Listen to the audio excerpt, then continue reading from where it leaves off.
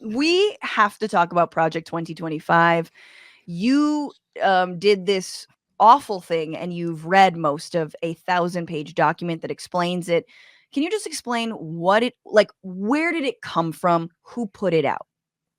Okay, it comes from the Heritage Foundation, and specifically, Kevin Roberts took over Heritage as president in 2021. He Okay. comes from the Wyoming Catholic College. He was the president there. But to continue your recent talk just now on COP28, he was the CEO of the Texas Publicly Policy Foundation, and this is a conservative think tank based in Austin. Part of their agenda is explaining the forgotten moral case for fossil fuels. Oh God. So this is where it comes from. I pulled out some of the intro. Now it's 920 pages. Project 2025. We'll get into what it is specifically, but his opening introduction, this is how he lays it out. It is the next conservative president must make the institutions of American civil society hard targets for woke culture warriors.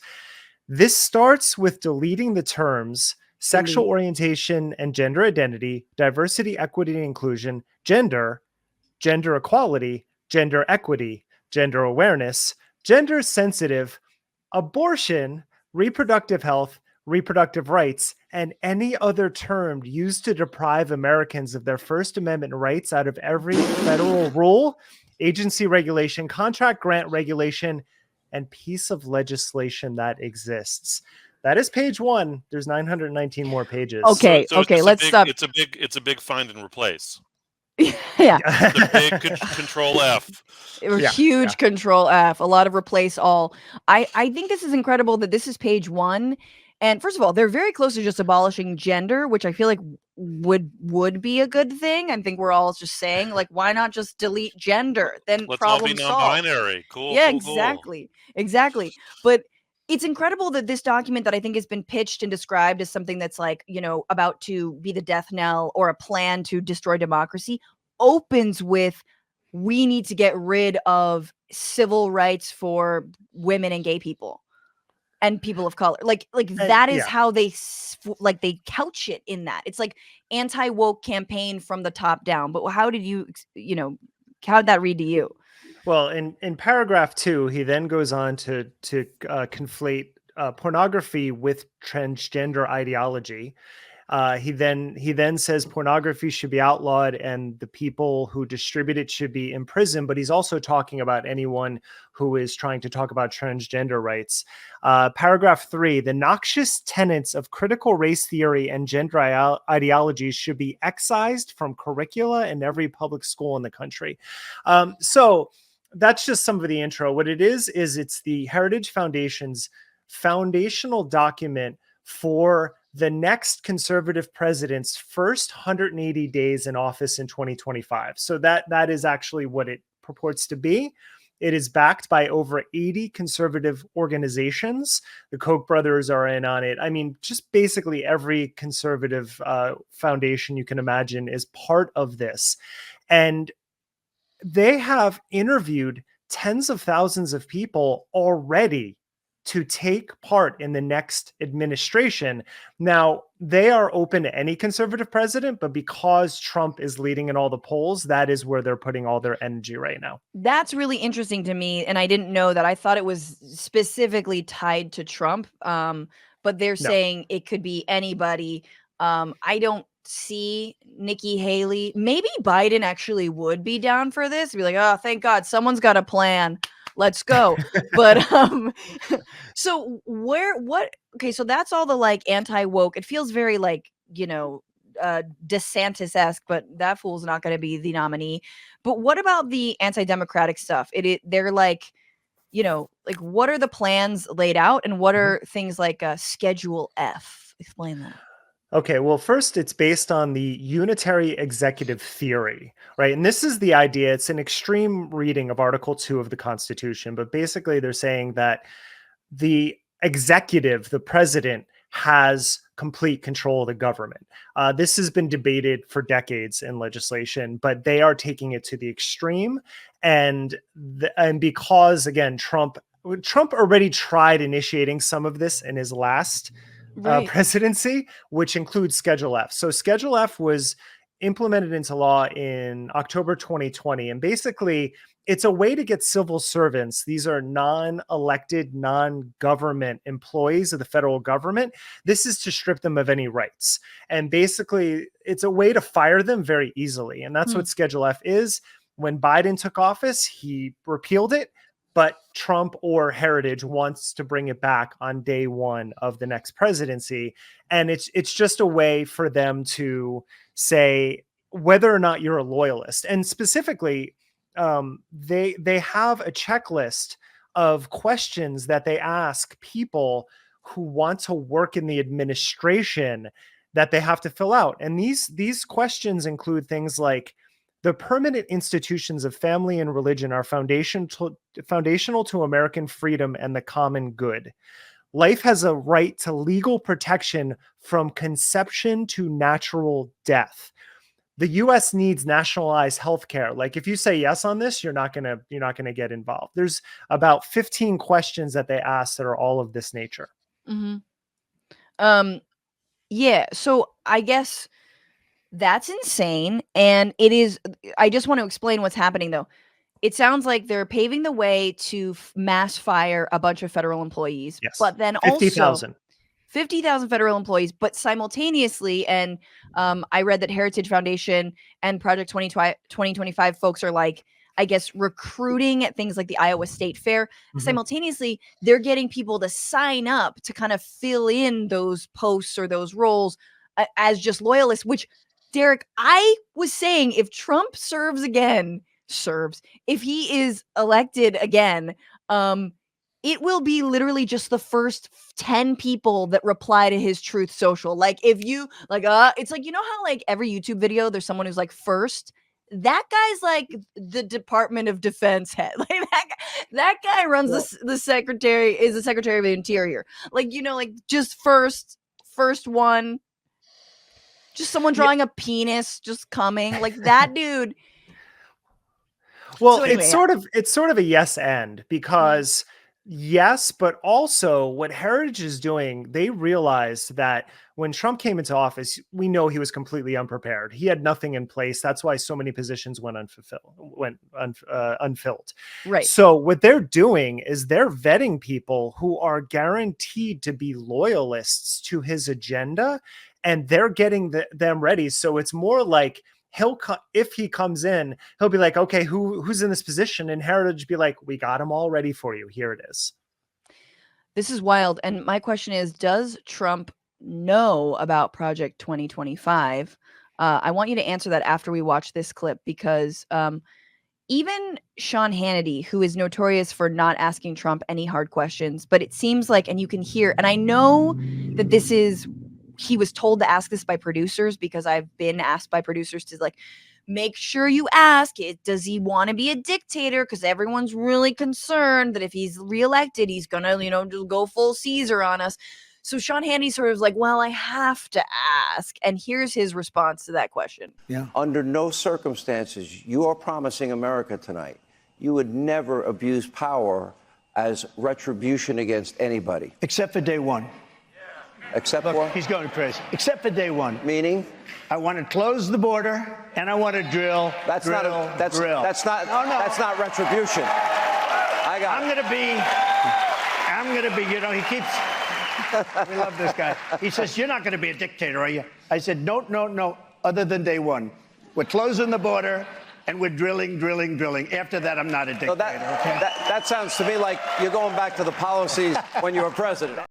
No, but I'm trying to kiss your ass and you won't let me. So here's two things about that. Number one, Trump doesn't think being a dictator is bad. The idea that he thinks that's frowned upon, he's like, no, except for day one. And some guy's like, hell yeah. You heard like the one guy in the back. No, he thinks it's great. And he was admiring Xi Jinping. He was like, I should be president for life. That's great. So anyway, that I forgot what the second thing I wanted to point out, other than it sounds like he might be clued into this whole Project 2025 thing. But what are your thoughts? Well, first off, it should be pointed out that Biden is doing more drilling now than ever in American history. So that's its own problem. So the idea that he's promoting that he's going to do more is insane. But besides that, The oil companies don't want to. It's the oil companies who are like, no, we want to hold that. It's the whole like regulating the price, scarcity, drive up the price, blah. Yeah. But in terms of heritage, they have already met with Trump. They've met with Nikki Haley. They've met with Vivek Ramaswamy. They've met with RFK Jr. So their tentacles are going everywhere right now. And Have they met with Cornel West? I don't know. I haven't read on that yet.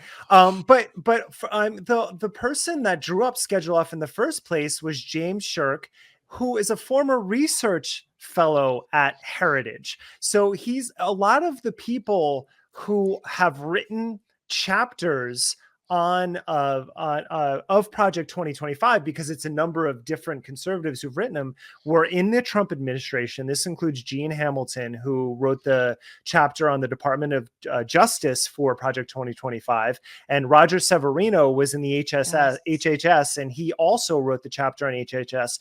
So there were a lot of people around in the last administration that Heritage has identified to be really leading this agenda next time. So Trump is fully aware that basically, if he's given a playbook and they'll take care of it for him, of course he's going to do it. Yeah.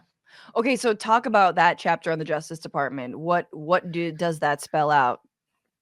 Well, okay. So a big picture heuristic about this is basically strip every agency of all of its power and then replace it with conservative ideology. Mm-hmm. And when I'm replace reading it with a meme, it's just it really is. The big dog, like that big, that dog, the Doge of. Anyway, keep going.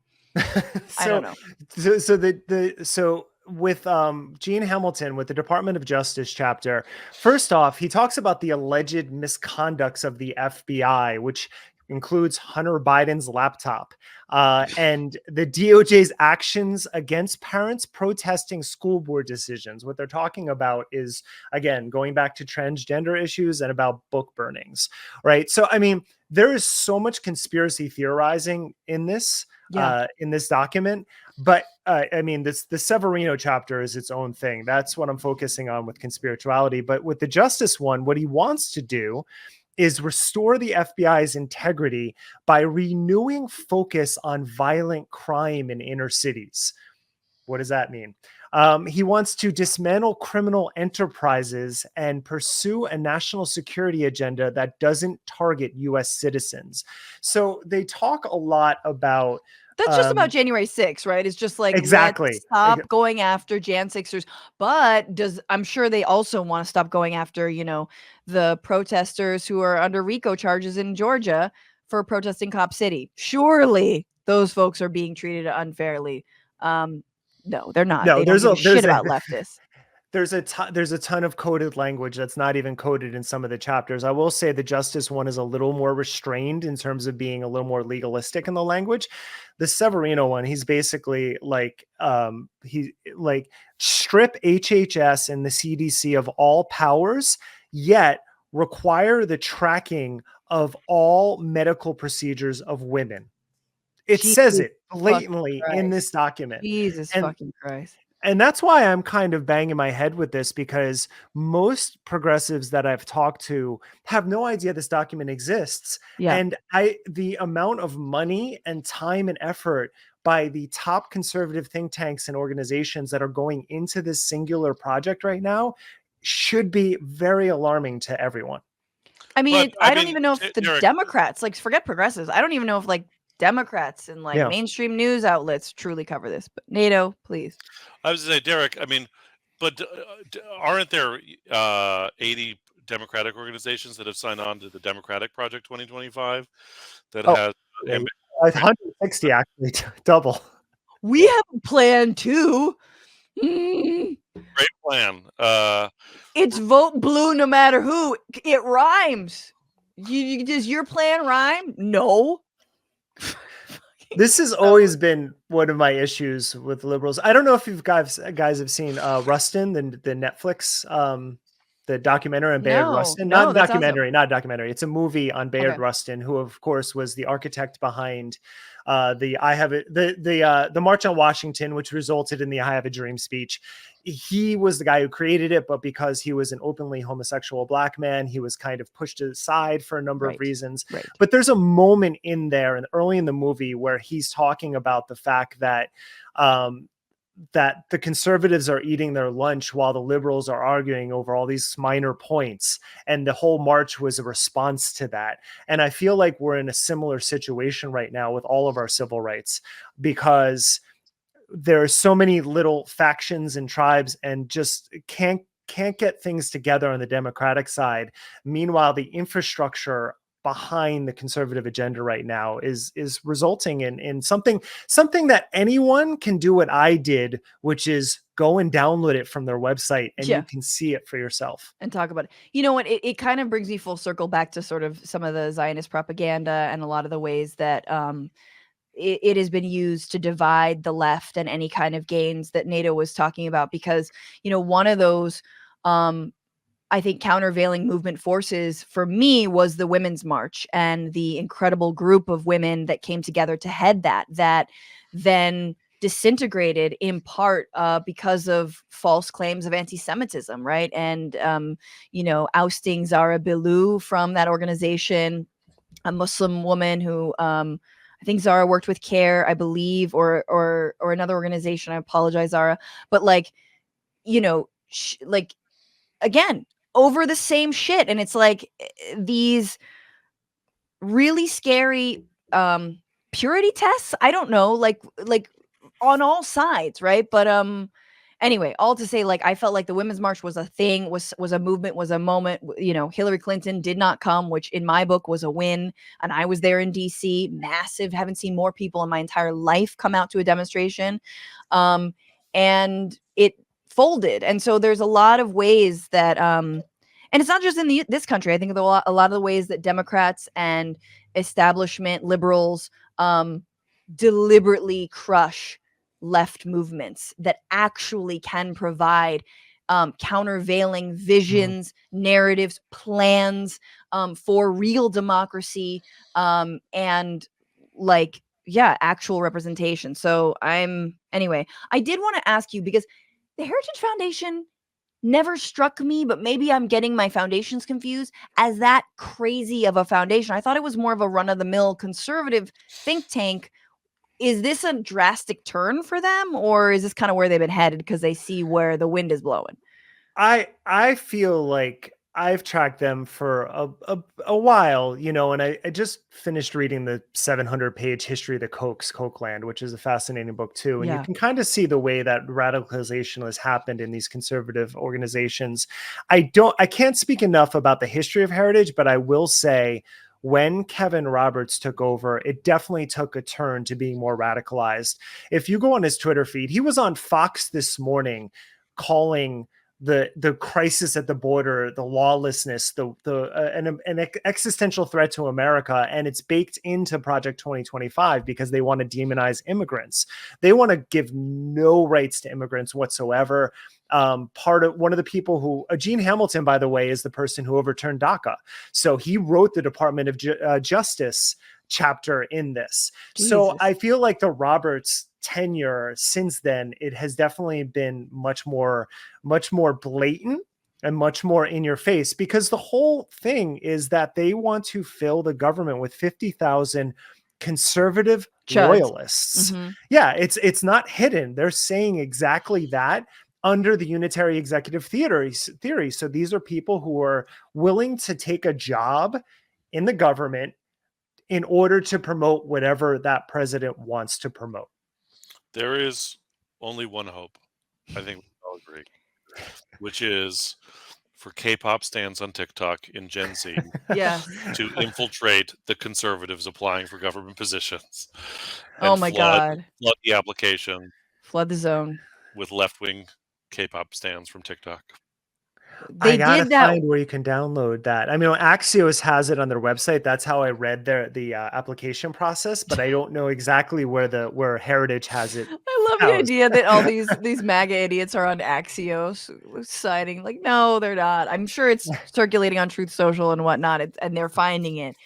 But yeah, first of all, NATO, that's a great plan. That must happen. I mean, the other question is like, as all the lib podcasts ask, can he even do that? Like, can we do that? Like, it seems like if Biden can do one fucking thing, I'm not even asking him to win the election, which, yes, it is in his hands to win. I'm asking for him or us to somehow pad the government, Trump-proof it if we have to leave or he has to leave, right? Like, can't we stop this? And or why do you even need this when they already have the fucking Supreme Court? Anyway, them's my thoughts. This is me just waxing, but I do think that it is nice. It's important to remember that something like this exists, and that as we cannot afford to flatten a Trump v. Biden matchup, as awful as Biden has been and as undeserving, I would say, of our vote that he is. And yeah. Because what would happen under another Trump administration, I mean, I don't know. Is there a part there where they said, and then there's another election, or are we just doing away with that as well? Unitary executive doesn't sound good for that prospect. Right. I mean, this is it's like the originalist of the Constitution, right? It's like the unitary theory. I mean, they were trying to claim that when it came to, what was it? I mean, everything really with Trump, anything that he did illegal, including trying to overturn the election. Oh, it's a unitary theory, blah. Yeah, I'm not as confident that, I mean, we did see a number of institutions stand during Trump's presidency, but we're also seeing the fallout from that, what's happening in Texas right now with Karen Cox and the Yes. abortion case. Like the consequences and repercussions will be felt even well beyond the next election, but then what is added to it after that is what's really frightening. And I'm agreeing with you about certain aspects of Biden's tenure and whether or not he's deserving of the vote. I'm on board with that. And I hate thinking in binaries because none of this deserves that. Everything we do on our podcast is trying to look beyond binaries. Right. But sometimes binaries are important. And right now we're facing one of those instances. Sure. I mean, yeah. Well, to me, it's like there are layers of it. It's like, I mean, I think I would say I don't quite see it in binary terms. Like, I think Bidenomics have been pretty good in many ways. Like, the National Labor Relations Board under Biden has been the best it's been in my lifetime, for example. And there's like a fucking ton of horrible things, including supporting genocide and Gaza and etc. And so, given that, but I also think, like, it's just so infuriating to me that, the center loves to attack the left, like Francesca's saying. And then, I mean, this is the history of politics since the French Revolution. Right. The center attacks the left and then ends up getting consumed by the right because they have no left flank to defend them. 100%. And it happens again and again, and they never learn that lesson. And so, where I would look for, my hope would be that the expanding the field of struggle in the electoral arena to include defense of, squad type candidates and more squad type candidates running in down ticket races is the best and only hope for any kind of renewal, because we're not going to get it from Biden. Yeah, and I think that just to double down on that, I really do think that if people are feeling despair, which I am, I think, telling AIPAC to go fuck itself next election, I think, is really important. And I would say to please donate to the squad members who have spoken out for ceasefire. And I know some of them have signed these like bullshit resolutions that equate anti-Semitism with anti-Zionism. I know a lot of that is like I don't, it's meaningless. It's words. I do think we have to defend them against the $100 million or more that are coming at them from the far right, because we wouldn't have any kind of disagreement around this genocide happening were it not for them. The thing I wanted to pick up on was, about was her name Cox in Texas. She who is being forced to carry basically a fetus that has trisomy 18, I believe, that will not survive out for much long if she does deliver, and she will not be able potentially to have more children should she continue to carry this pregnancy. It has been, decided by the Supreme Court that she cannot have an abortion to save basically her reproductive life. And I think we keep on sort of like hammering it, but look, she wants to be a mom. She already has 2 kids. Isn't this an exception? Ooh, please, Christian nationalist psycho. Like, please give us an abortion in this case. And it's like, no, babe, you misunderstood everything. That's not what they care about. They don't give a fuck about that. And I'll direct you to Gaza, right? I'll direct us to the lives being lost, the babies being murdered, right? The amount of civilians and children, and they are propped up not just by Israel that says it's the most moral army in the world, but also by the far right in this country that says that it's pro-life. It doesn't matter when the project is ethno-nationalist fascism. All baby and control of women's bodies, which is part of that. All babies, all exceptions, all women, all people who want it, all good Christians. It doesn't matter. You're a fucking number in their body count to their project. And the right in this country loves what they see over in Israel. They love the walls. They love that apartheid wall. They love what's going on. They want to do it to our U.S. border. So again, we try to keep on like holding up this moral example of like, ooh, but what about this person? They don't care. They never will care. No, and to add to the Cox story, though, with that condition, there is a less than 1% chance that the baby could survive to being a teenager. If that were the case, that baby would need to be on extreme medical care for her entire life, right? With machines.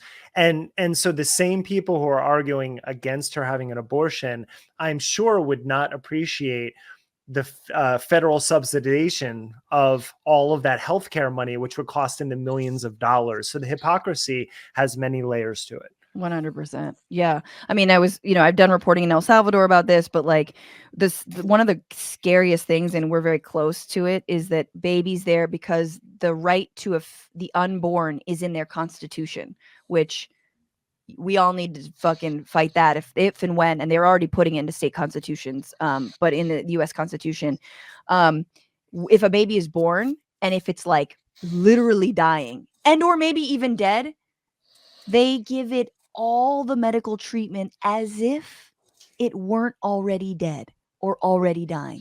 How fucking cruel and pointless and disgusting is that? Do you know what I'm saying? So it's like, if I'm a mom, I have a stillbirth, they're supposed to go through the motions because right to life, even though the baby is dead. It's so cruel. If this episode hasn't been uplifting enough, just to really hammer home the point, Severino's chapter on HHS includes this paragraph about what he wants HHS to represent. Because liberal states have now become sanctuaries for abortion tourism, HHS should use every available tool, including the cutting of funds, to ensure that every state reports exactly how many abortions take place within its borders, at what gestational age of the child, for what reason, the mother's state of residence, and by what method. So masks are off. Like this is Christian nationalism in 920 pages, if anyone can sit through all that. No, exactly. And now with our technology, I mean, and you're seeing it again, I'll bring it back to Gaza, but like now with AI and tracking, it's like, and the things that we've already seen in terms of women seeking abortions being tracked on, tech platforms, they can do that. What's going on, Frantifa? If you haven't already, subscribe to this channel right now. Hit that button. And also, you can become a patron and support the show every single week. Get access to bonus episodes and exclusive merchandise. Patreon.com/Bitchuation Room. Do it.